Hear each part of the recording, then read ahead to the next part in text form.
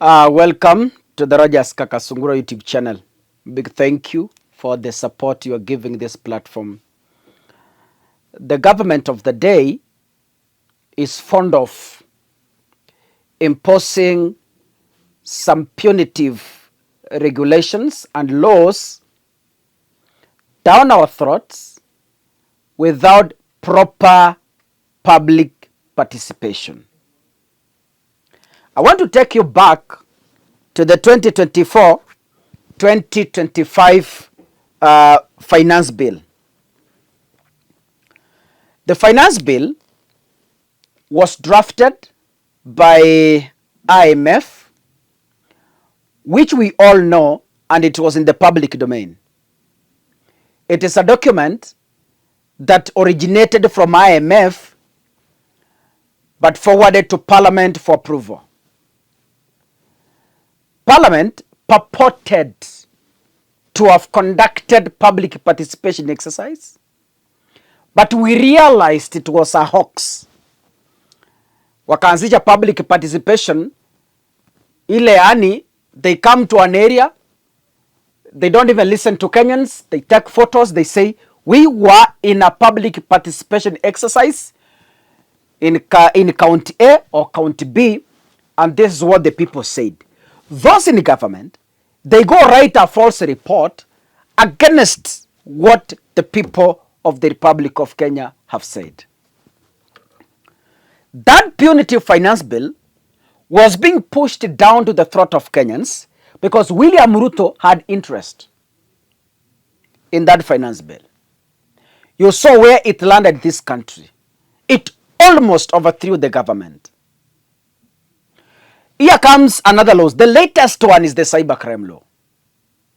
The cybercrime law, the amendments as per the constitution did not involve the people, not even YouTubers like Kaka. Tuliitwa tukaketishwa kwa meza for public participation, for an opinion expert. I know there are a number of content creators in Kenya.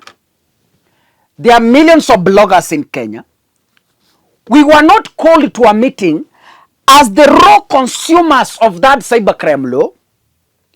We were not taken into a meeting for public participation so that the government can ask us, we want to amend this law to read A, B, C, D. What do you think as a people who are consumers of this?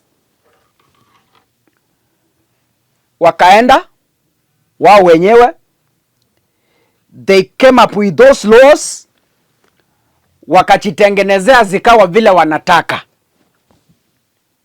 They went in parliament because members of parliament want money. They passed those laws. Ingine ni ya kuregulate churches.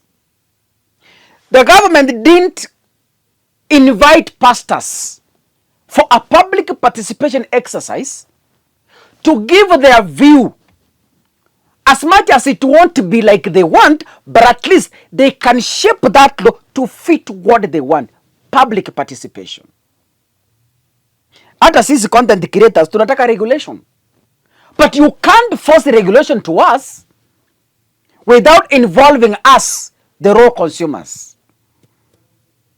Hata ukifungua duka pale kwa village, you must involve the villagers and ask them, mungependa niwalete nini kwa duka langu? You can't open a shop in the interior parts of the village and you start selling tractors. Who will buy? And you start selling buses. Who will buy? So the villagers will dictate what you will sell because they are the raw consumers of your products. In this reason, you've seen the government accusing the courts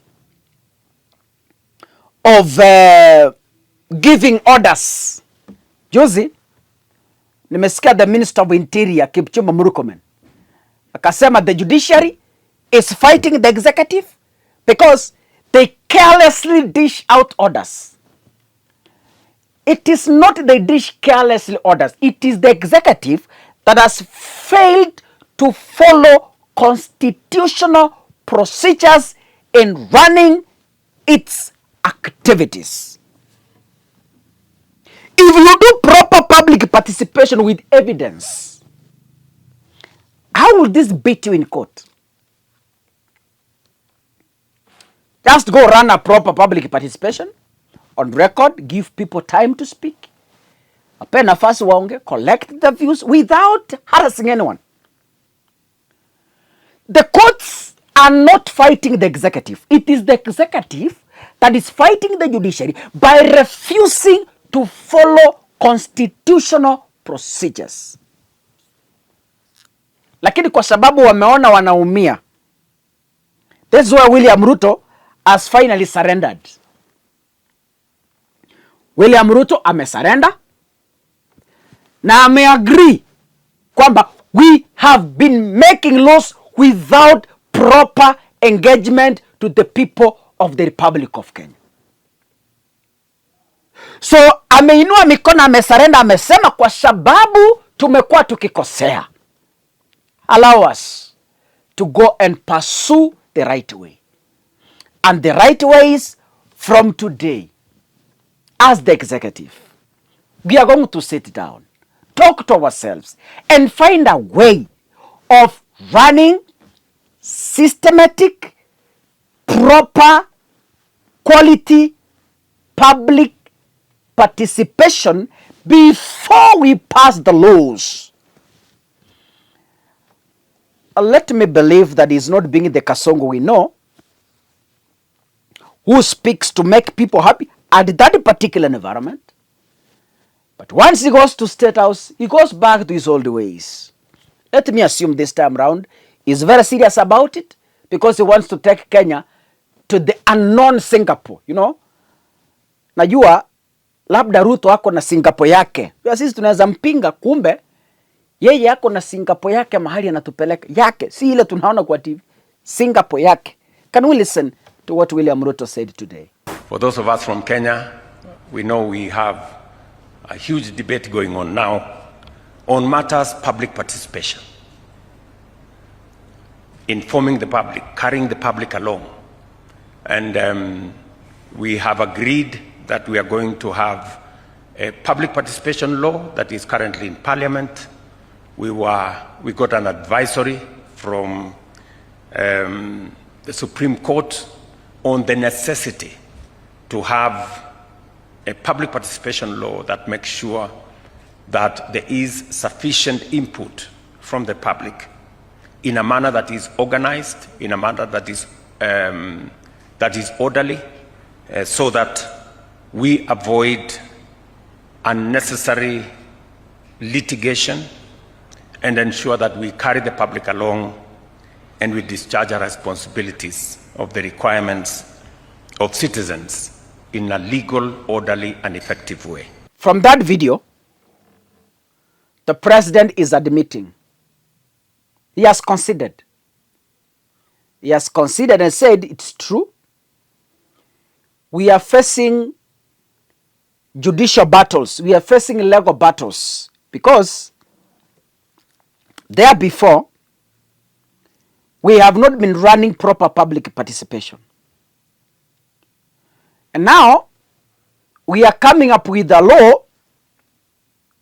Of course, the law is there. Ni ile tu wamekuwa wakiipuuza. So the president amesema they are going to come up with a law, and that law is going to force the government to do proper public participation before passing the law. Mr. President, just know, the laws are already there. It is you who has refused to follow those laws. That is why, if you pass something, the lobby groups goes to court.